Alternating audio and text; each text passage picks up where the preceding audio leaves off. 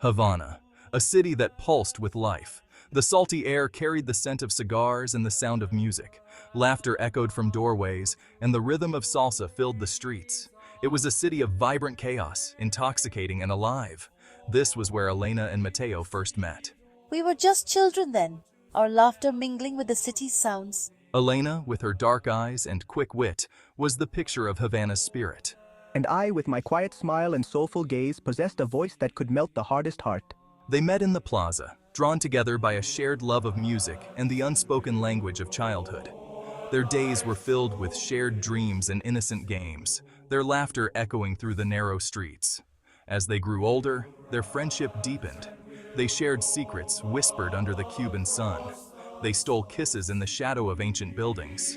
Their love story was as much a part of Havana as the music and the sea. Havana was their witness, their confidant, and the backdrop against which their love story unfolded. They were young and full of hope, believing their love would last forever. But fate, it seemed, had other plans.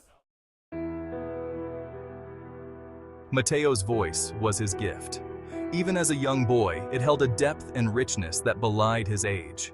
Elena would often sit for hours, mesmerized, as he sang to her. His voice, filled with raw emotion and the rhythms of our city, would transport me. I knew deep down that his voice was meant to be heard by the world. They would spend their days exploring the crumbling beauty of Havana. Hand in hand, they wandered through cobblestone streets, their laughter echoing in the warm air. They shared dreams of a future together, a future where their love would be as constant as the Cuban sun. We were each other's first love, pure and innocent. But even in paradise, shadows loomed. Elena's family, once prosperous, faced increasing hardship. The political climate shifted, and their fortunes dwindled. They yearned for a better life, a life free from the constraints of their beloved island. Elena's parents made a heart-wrenching decision.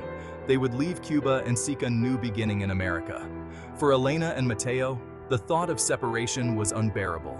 They clung to each other, promising that their love would endure the miles. We vowed to stay connected, to write letters, to keep our shared dreams alive. But deep down, a seed of doubt had been sown.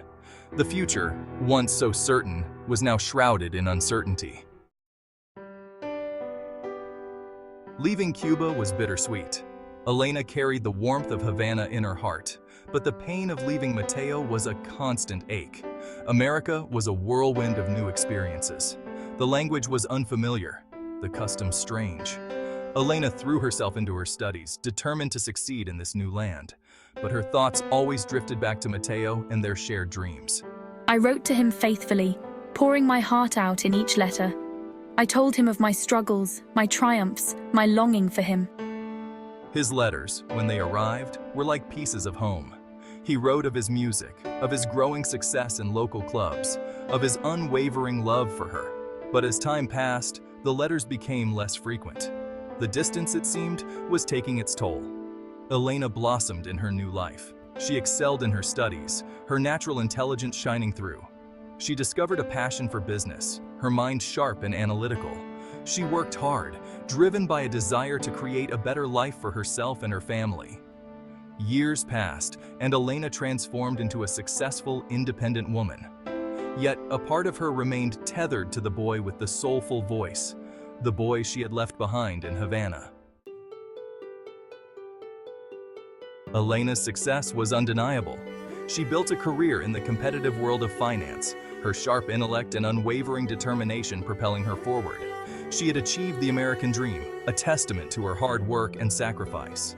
She had a life filled with the trappings of success, a beautiful apartment overlooking Central Park, a wardrobe filled with designer clothes, a social calendar that overflowed with invitations.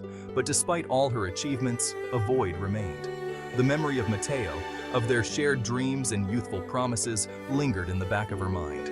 I often wondered what had become of him, if he had fulfilled his musical aspirations. I imagined him on a stage, his voice captivating audiences, his eyes still holding the same warmth and passion I remembered. The thought of him, out there in the world, living his dream, brought her both joy and a bittersweet pang of sadness.